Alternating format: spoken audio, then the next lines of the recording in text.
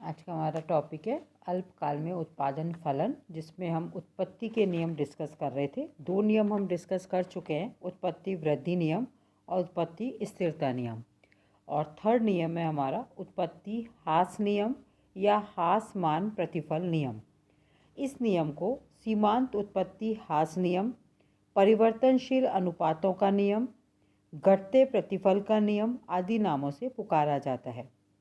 प्रतिष्ठित अर्थशास्त्रियों ने उत्पत्ति के क्षेत्र में उत्पत्ति ह्रास नियम का ही वर्णन किया है।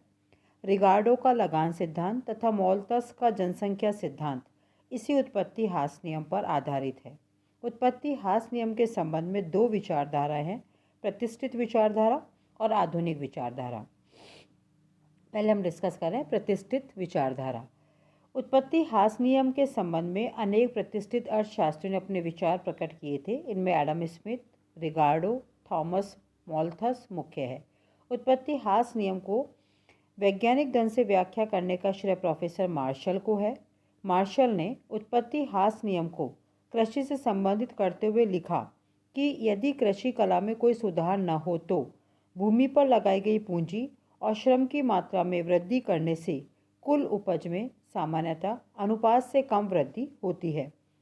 मार्शल के उपयुक्त कथन से स्पष्ट होता है कि कृषि कार्य में भूमि की मात्रा को स्थिर रखकर श्रम तथा पूंजी की मात्रा बढ़ाई जाती है तो इससे कुल उत्पादन में वृद्धि होती है, परंतु उत्पादन में वृद्धि साधनों में की गई वृद्धि के अनुपात से कम होती है। फॉर एग्जाम्पल, कृषक उपज बढ़ाने के लिए भूमि के टुकड़े पर श्रम तथा पूंजी की मात्रा दुगनी कर देता है तो कृषि उत्पादन बढ़कर दुगना नहीं होगा बल्कि दुगने से कम होगा। इसका अभिप्राय यह है कि श्रम व पूंजी की मात्रा में वृद्धि करने पर सीमांत उत्पत्ति घटती जाती है, अतः कुल उत्पत्ति घटती दर से बढ़ती है। और आधुनिक विचारधारा, आधुनिक अर्थशास्त्री उत्पत्ति ह्रास नियम को एक अधिक व्यापक नियम के रूप में स्वीकार करते हैं। उनका ये मानना है कि उत्पत्ति ह्रास नियम उत्पत्ति के सभी क्षेत्रों के अंत में अवश्य लागू होता है। बेनहम के शब्दों में उत्पादन के साधनों के सहयोग में एक साधन का अनुपात जैसे जैसे बढ़ाया जाता है वैसे वैसे एक बिंदु के बाद उस साधन का सीमांत तथा औसत उत्पादन घटता जाता है। इस प्रकार आधुनिक अर्थशास्त्री ये मानते हैं कि किसी एक अथवा कुछ साधनों को स्थिर रखकर उत्पादन के अन्य साधनों को बढ़ाया जाता है, तब एक सीमा के बाद सीमांत उत्पादन और औसत उत्पादन दोनों अवश्य घटते हुए होते हैं। उत्पत्ति ह्रास नियम की आधुनिक व्याख्या परिवर्तनशील अनुपातों के नियम के रूप में है और जिसकी डिस्कस हम पहले कर चुके हैं।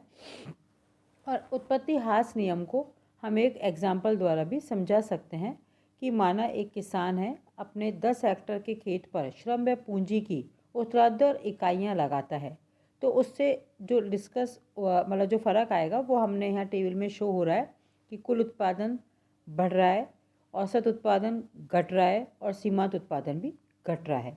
तो जैसे जैसे श्रम और पूंजी की इकाइयाँ बढ़ाई जाती है वैसे वैसे कुल उत्पादन घटती दर से बढ़ता है और उस औसत उत्पादन और सीमांत उत्पादन घटता जा रहा है।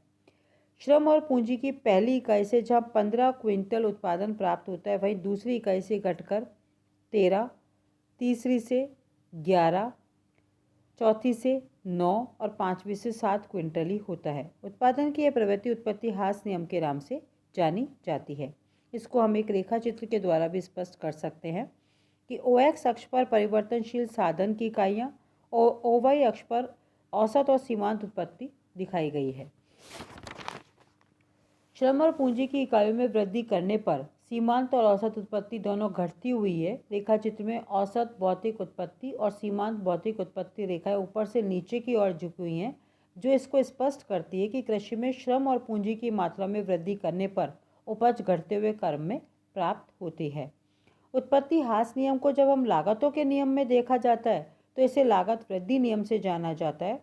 जब परिवर्तनशील साधन की मात्रा में वृद्धि की जाती है तो उससे कुल उत्पादन में घटती दर से वृद्धि होती है और सीमांत और औसत उत्पादन घटते हुए होते हैं, अतः सीमांत और औसत लागत बढ़ती हुई होती है। इसको भी हम एक टेबल के हिसाब से यहाँ शो करा हुआ है, जिसमें परिवर्तनशील साधन, श्रम और पूंजी की इकाइयाँ हैं, कुल उत्पादन, कुल लागत, औसत लागत और सीमांत लागत दर्शाए हुए हैं। तो औसत लागत औसत उत्पादन लागत और सीमांत उत्पादन लागत दोनों बढ़ती हुई हैं। तो औसत और सीमांत लागत क्रम भी ऊपर की तरफ बढ़ते हुए हैं। फिर नेक्स्ट आता है हमारा उत्पत्ति ह्रास नियम लागू होने के क्या कारण हैं। तो उसमें हम एक एक पॉइंट का डिस्कस कर रहे हैं। जैसे है एक या अधिक साधनों का स्थिर होना। जब उत्पत्ति के एक या कुछ साधनों को स्थिर रखकर उत्पादन किया जाता है तो परिवर्तनशील साधन को स्थिर साधन की और कम मात्रा के साथ कार्य करना पड़ता है, जिससे परिवर्तनशील साधन की उत्पादन क्षमता कम हो जाती है। दूसरा पॉइंट है उत्पत्ति के साधनों का पूर्ण स्थानापन्न न होना। उत्पादन के साधन एक दूसरे के पूर्ण स्थानापन्न नहीं होते, अर्थात उत्पादन के साधनों की प्रतिस्थापन की लोच असीमित नहीं होती है। अतः उत्पादन के एक साधन के स्थान पर दूसरे साधन का कुछ सीमा तक ही उपयोग किया जा सकता है। परिणाम स्वरूप एक सीमा के बाद उत्पत्ति ह्रास नियम लागू हो जाता है। तीसरा पॉइंट है साधनों की सीमितता।